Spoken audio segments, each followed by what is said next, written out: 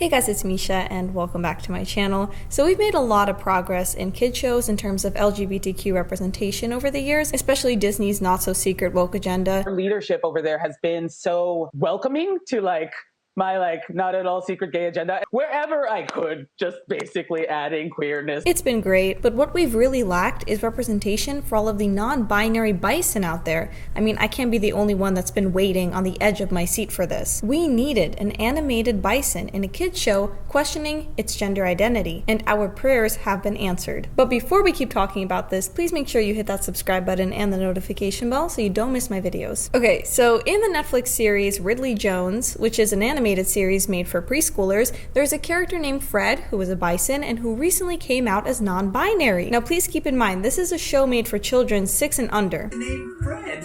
That's because I'm non-binary, and Fred is the name that fits me best. And I also use they and them because calling me a she or a he doesn't feel right to me. I'm sorry I used the wrong name and pronouns. The show also has a character with 2 dads who are mummies. She even sings a whole song about it. We're the dads! Having 2 dads is the best! Now that's not at all surprising to me. I remember growing up and watching Good Luck Charlie. They introduced like a lesbian couple. Amy, this is Taylor's other mom, Cheryl. Oh, hi! This is my husband, Bob. Hey, nice to meet you. Come on in. Okay, it's whatever. Like, I'm really not surprised to see that. But non-binary bison?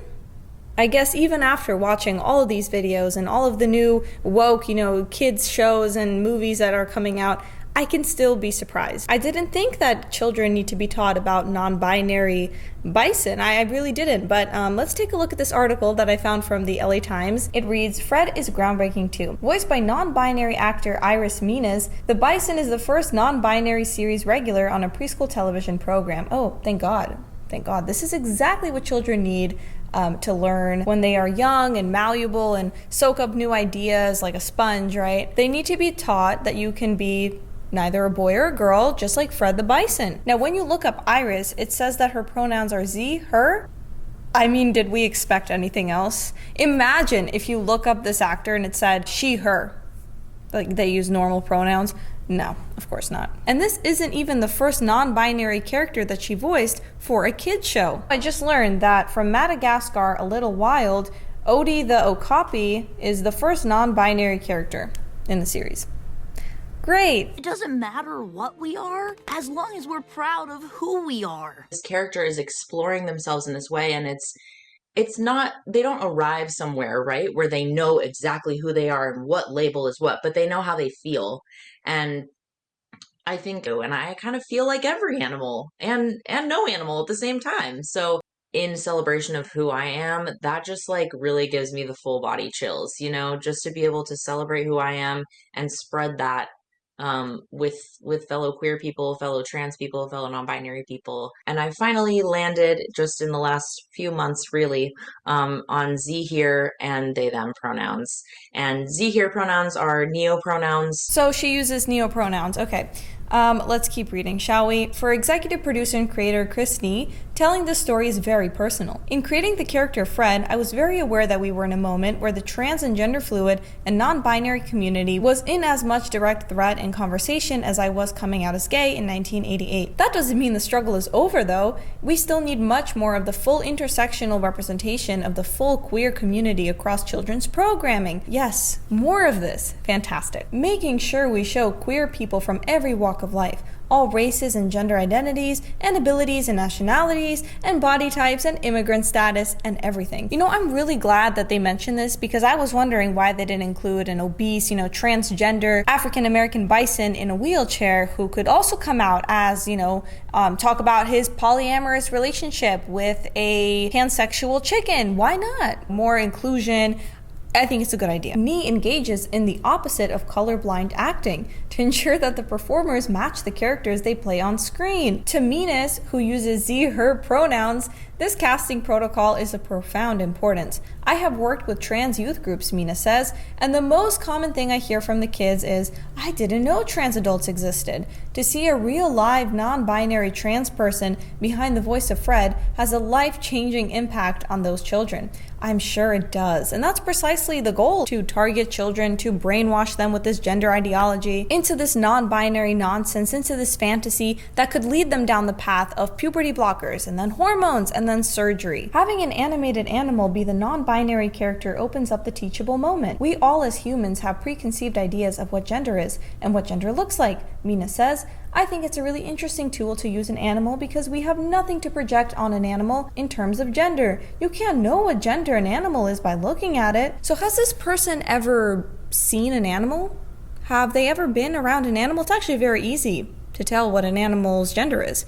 But of course they're going with the whole idea that, gender is assigned. We assign kids a gender. We assign animals a gender. We think that animal's a female because of its genitalia, but we don't know how that animal feels inside. It could be a non-binary bison, or non-binary chicken, or non-binary dog. We don't know. For example, poor Fred, who I'm assuming is a female bison, was actually assigned that gender, and it's not the right gender. The right gender is Z, Zim, non-binary, whatever, and they're trans. So yeah, I'm really glad that they're talking about this. There's something so beautiful about boiling something down for a child to understand. Beautiful for who exactly?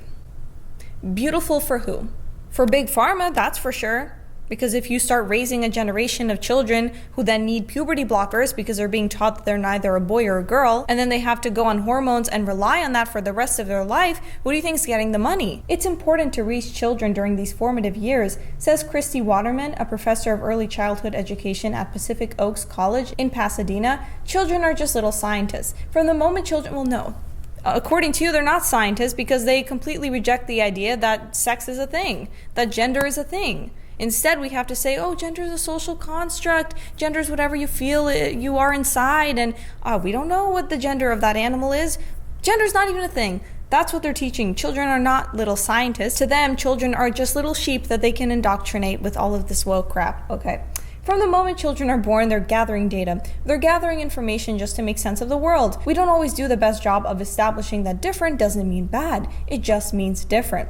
Now listen, they describe Fred as non-binary and trans. And non-binary isn't an actual thing. It's a complete delusion, so let's tackle the trans thing. Okay, so Fred is trans. Why not teach children about trans people when they're 2 years old? If it's just different, right? It's not a bad thing. They should know about this, right? No.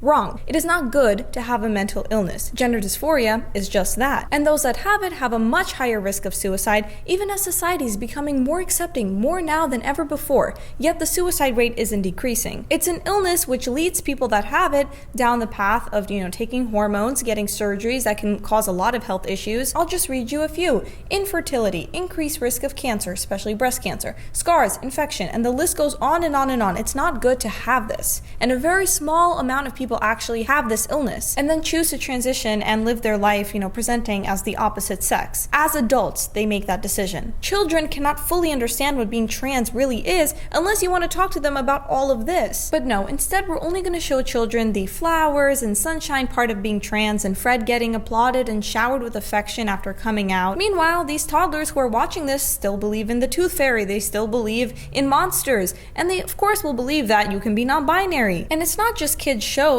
where these people are trying to indoctrinate children. They're using platforms like TikTok. Jeffrey Marsh, for example, he uses that platform to make content just for kids, just to talk to the kids, right? He was literally telling kids to chat with him privately on his Patreon without the parents knowing, and then teaching them about different pronouns, transgenderism, how biological sex is fake, and not to listen to their bigoted parents if they disagree with that. Now, he's trying to delete all of his videos of him talking to children about this, but of course we already have those. Hey kids!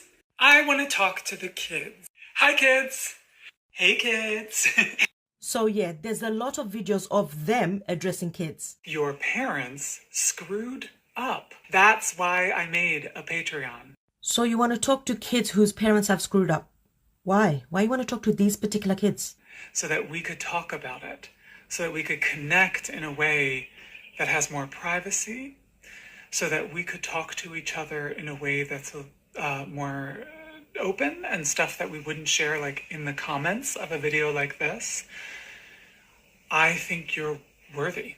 And get this, his fans, who are supposed to be super compassionate and accepting to everybody, right, and just loving and caring individuals, are doxing, stalking, and threatening a woman who spoke up against this and said, Jeffrey, maybe you shouldn't be, asking children to talk with you privately as a grown man, such as, their gender identity or sexuality.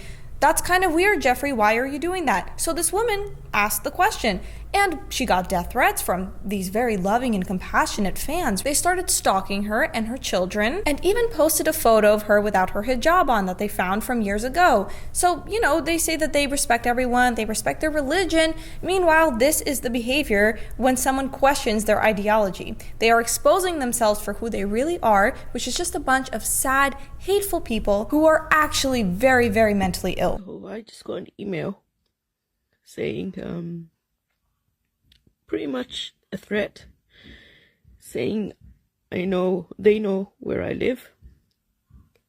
And what scares me the most is they have got my daughter's details on the email, like what time I leave to drop them to school, pick them up. Like some of you have found old pictures of me and uploaded it on TikTok without my hijab. If this sort of pathetic behavior doesn't show you what this woke cult really is, I don't know what will. Okay, back to Fred the Bison. I can't help but notice that they are Scottish, and this reminded me of Isla Bryson, which I really want to talk about because Scotland's got its own thing going on. We discussed a while ago Scotland's self-ID policy, Nicola Sturgeon, and the SNP's gender reform bill. And just a month ago, a man raped 2 women, got caught, and then said he was going to transition to a woman. Oh, sorry, he's always been a woman. Even his wife said that she believes he did this to get into the female prison. No, can't be. And guess what? He was being held in an all-female prison until finally being moved to a male one. Adam Graham was a predator who abused vulnerable women, a double rapist who attacked victims in their own homes. And this is the same person, now known as Isla Bryson, a transition made after they were arrested. The reality is, this double rapist, this beast, is in a woman's prison right now. But he was there just because he declared he is a woman after being caught. An obvious male, a double with male genitalia, was housed with female inmates. So here's just another example of how dangerous this gender ideology is. Please try and get your kids to be outside more in nature, and if they are watching TV, pay very close attention to what you're letting them watch. Especially now that we have never-ending proof that all they want to do is indoctrinate them into whatever is currently politically correct and into this whole gender ideology. Because the message in these shows, in these TikToks, and now the laws being proposed is that we shouldn't really care about parental rights. Because if they don't agree with this delusion, it's child abuse, and kids can be taken away from those parents. So we do have to fight against these woke ideologues attempting to teach children whatever they want, whatever they think is politically correct. And that's all for today's video, guys. Please comment your thoughts below. Also, remember to hit that subscribe button and the notification bell so you don't miss my next video, and I will see you all in the next one. Bye.